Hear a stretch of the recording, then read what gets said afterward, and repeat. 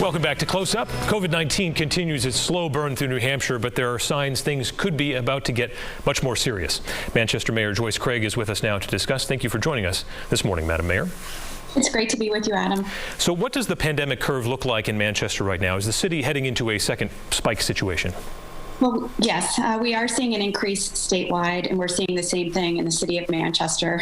Every opportunity we get, we encourage folks to wear masks, to social distance, to stay outside if possible, and to not get into large gatherings. We all need to care for each other, and the more that we can follow these rules, the better off we'll be as a community. How would you characterize the help that the city is getting from the state right now? Is it sufficient? It would be great if the state could look at some areas where we are seeing an increase. We did, from a citywide perspective, try to implement a mask mandate. It did not pass at the Board of Mayor and Aldermen. Again, we believe that wearing masks works. It protects our communities. It's proven to do that. So it would be wonderful if the state would help us in terms of a mask mandate. What we don't want are additional regulations coming down that affect our small businesses or our community. So what we again want to do is make sure people are being safe and doing everything they can to ensure our community is safe. And that's also how we get our kids back to school, which is very important. You mentioned the mask mandate there that didn't pass on the municipal level. Even if it was handed down from the state or you were able to get it past the Board of Aldermen, do you think people would adhere to that now, given how political it's become? It's unfortunate that it has become political, but I do believe, again, that if leaders in our community are stating the facts, and the facts are that mask wearing helps our community in terms of decreasing the spread of COVID-19, and we lead by example, then yes, people will follow. The life and death aspect of the pandemic is its own terrible problem, but what about your downtown business space and really the business space around the city? Seems like things could get pretty bleak this winter for them on an economic front. Absolutely, and we've been working closely with our small businesses and local businesses and restaurants throughout the city. Most recently, I had a small business gathering at the Rex Theater, heard the concerns of our small businesses. We've done a lot here in the city of Manchester to help them through this really difficult time.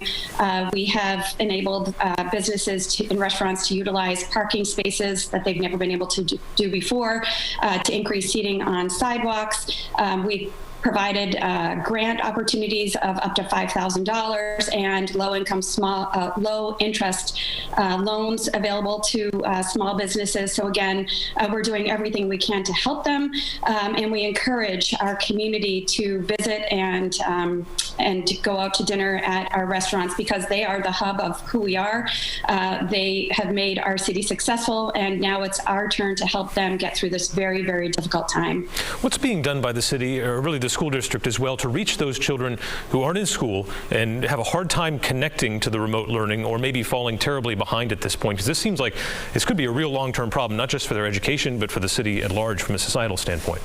Sure. We've partnered with nonprofits in the city, the YMCA, the Boys and Girls Club, Manchester Housing Authority. So we've done outreach to families beyond the school district to ensure that students and parents have technology, that they understand what's available to them. Again, that it's very difficult when kids are not coming into school. So the outreach becomes very critical, and it has to go beyond just the school district. So the partnerships that we have within our community are extremely important right now. It is important to note that for the school district, we took a very measured and safe approach in terms of kids entering schools. And right now, students from pre-K through 8th grade are in a hybrid fashion in our schools. So 50% capacity in our school buildings, but students who want to be in school can be from preschool to 8. And again, working with our partners to ensure that students who may not be online or doing what they need to are getting what they need in terms of help. Take us through the appeal that was made to the governor on the issue of homelessness. What is a new statewide plan on that issue going to do for you that's not being done now? Sure. The last statewide plan to address homelessness was done in 2006. So the mayors from New Hampshire and I, on an ongoing basis, will get together and talk about some of the challenges that we're facing. Homelessness rose to the top.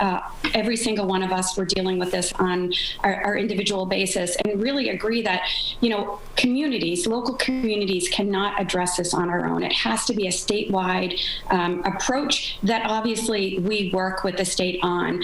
What's happening right now is the state will fund nonprofits in each of our community, but the local community is not, the local government, I should say, is not involved in that.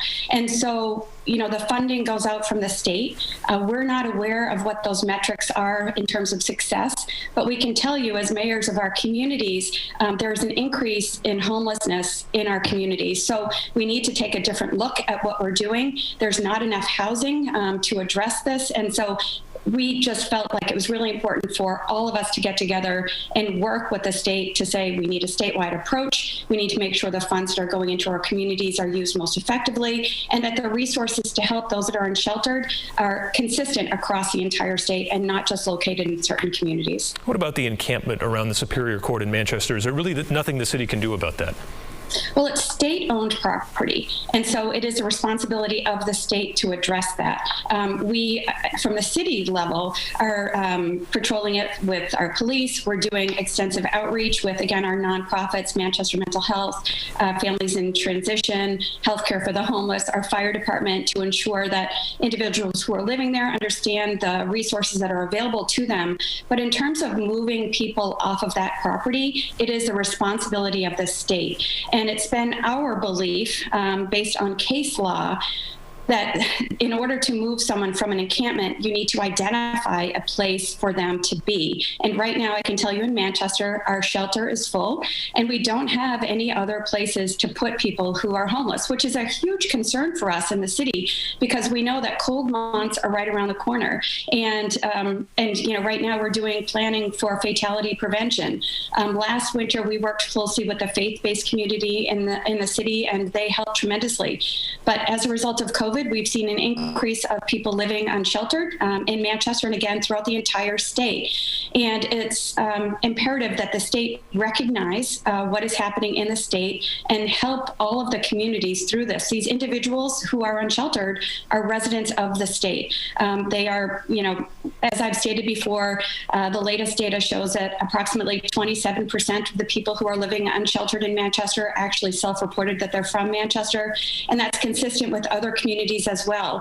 These individuals move around, and so again, it's imperative that we have a statewide plan put together very quickly to address the crisis that we're facing.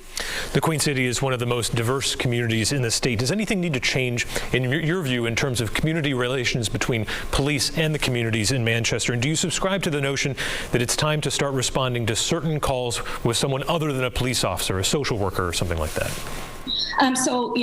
Manchester Police Department has done a fantastic job in terms of doing outreach and partnering with the community. And when you say changing sort of how we approach policing, the Manchester Police Department in the city has done that already, where they partner with Manchester Mental Health and head out into the community. So I feel like when we look at what's happening locally in the city of Manchester, we should, as a state, look to what the Manchester Police Department is doing, because they've really led efforts in terms of partnering with our community, partnering with the different areas within the city, and doing things that the entire state should be doing. It doesn't mean that we can't continue to look at other ways to do things better, but I really speak highly of the efforts that have been done to date. It's a tough job you've got right now. If you would want the amount of responsibility that's on your shoulders currently, do you want to keep serving? And what assurances can you give the people of Manchester that you're going to want to be there for perhaps more than just this term that you have right now? So, Manchester is a community that I was born and raised in. Being mayor of the city is the best job that I've had in my entire life. I have the opportunity to serve this wonderful community, and thrilled at the opportunity to do so, and very grateful for it. I will continue to work tirelessly to advocate and fight for what our residents and businesses need to make sure that we are surviving and thriving through this pandemic and beyond. I'm sure we'll hear from you again on that topic in the election year ahead. Mayor Craig, thank you so much for joining us this morning. Thank you.